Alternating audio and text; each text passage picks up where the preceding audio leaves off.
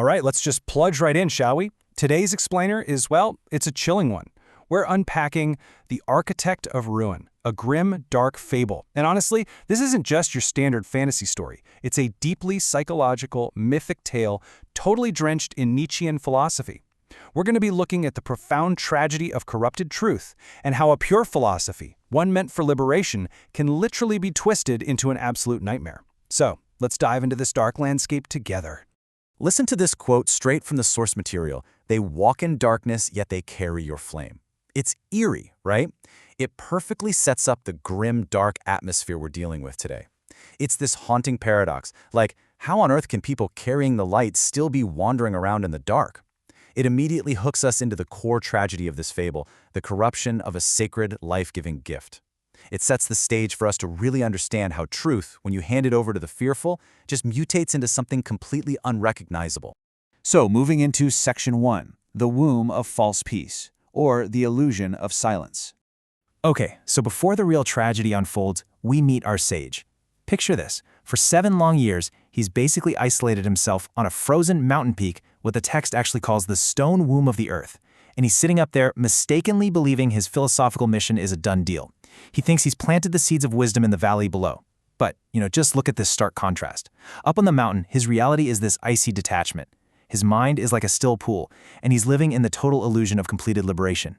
But down in the valley, it is a terrifying reality. We're talking a literal wall of ash, smoke choking the stars, and a violent subversion of his purpose. It turns out truth isn't some static thing, it's vulnerable. It's alive, and when left to the fearful, it just bends and breaks. Which brings us to Section 2, the distorted mirror of mind and the decay of meaning. Now, obviously, that deceptive mountain piece, it doesn't last. On his final night of solitude, the sage's icy detachment gets shattered by this sudden, really cold vision. It's a dream that introduces the central metaphor for this entire fable, the false mirror. Basically, this represents the interface between a pure truth and the inherently flawed human mind that tries to process it. In his dream, the silver mirror represents the minds of his disciples. It brilliantly illustrates just how incredibly fragile human perception really is. The very tool meant to reflect reality just ends up twisting it entirely. If we break down the symbols in this vision, it perfectly maps out how this corruption happens. First, you have the child. This represents the pure, untamed, totally innocent truth that the sage originally taught.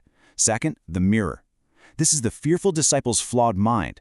So when the pure child looks into this mirror, it doesn't get an innocent reflection back. And that brings us to the third piece, the demon. The mirror twists that pure image into a cruel, mocking grimace of a demon. It shows how a pure guide, once it gets filtered through human fear and malice, gets perverted into a system of absolute bondage. Let's look deeper at this in Section 3, Monsters in the Soul and the Uncanny Psychology. We are really diving into the psychological horror here, focusing on what this distorted philosophy actually does to the people following it. Guys, it's not just a bad interpretation, it's a complete internal collapse. The text literally says they turned a guide for liberation into a tool of fear, teaching followers to see a monster in the mirror of their own souls. And that right there, that is the psychological crux of this whole grimdark setting.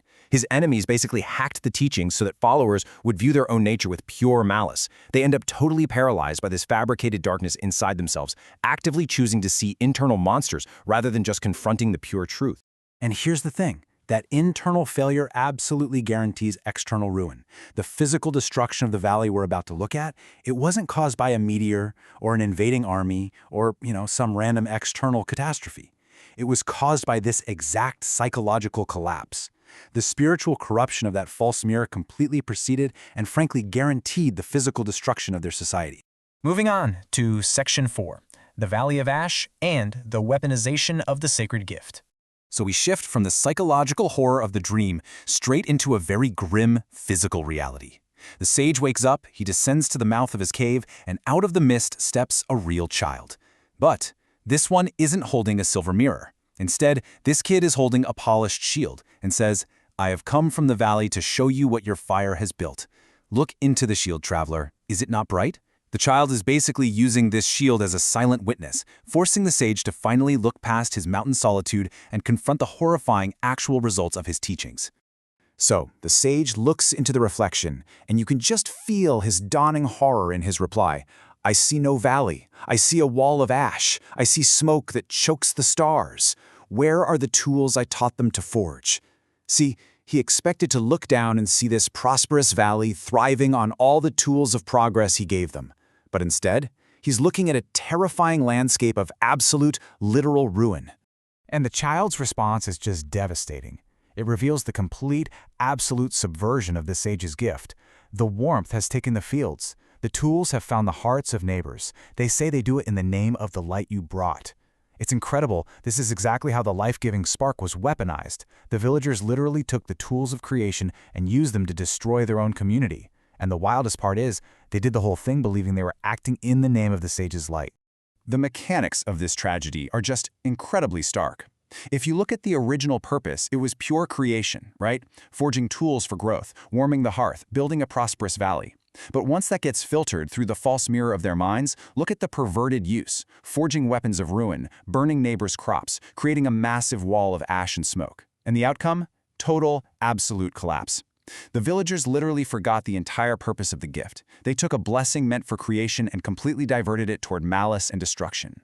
Which brings us to our final part, Section 5, From Ice to Wildfire and the Violent Reclamation. Witnessing this horrifying reality reflected in the shield forces this ultimate, totally Nietzschean transformation within the sage. He says, "They have turned my fire into a weapon of ruin. They have looked into my words and seen only a license for their own malice." He finally gets it. His teachings didn't just passively fail on their own. They were systematically corrupted by enemies using fear to control the masses. They took a path to freedom and actively reverse-engineered it into a system of bondage. And this realization causes a profound internal shift. Just look at the contrast between the still pool and the wildfire. He trades 7 whole years of icy detachment and isolated contemplation for a fierce, protective love and a brand new mission of violent confrontation. He completely justifies this violent reclamation because his spirit is just, well, it's no longer at peace. The ice has literally melted into a raging wildfire. He isn't walking down to that valley to offer comfort or sing campfire songs. He is going down as a sheer force of destruction against the corruption of his own legacy. So we see the systematic steps of the sage's descent, operating basically as a definitive battle plan. Step 1. Awaken his friends who are walking in darkness under the guise of his own light. Step 2. Shatter the false mirrors and destroy that demon's grimace they've been taught to see in themselves. And Step 3. Reclaim the truth through constant vigilance. This right here is the core Nietzschean takeaway of the whole fable. Prosperity and truth are never guaranteed, not ever. Their survival requires constant, aggressive protection against the inherent human fear and malice that's always trying to pervert them. We'll wrap up this explainer with a final, really provocative thought. The sage had to learn the hard way that the work of truth is never truly finished. So we really have to ask ourselves, knowing the profound fragility of human perception, if the work of truth is never finished, what monsters hide in your mirror? How might fear and malice be distorting the very light you carry? It's a chilling question to leave you with, but honestly, one that is absolutely crucial for preserving the fire of our own potential. Thanks so much for joining me on this descent into the burning valley. Keep questioning and definitely keep checking your reflections.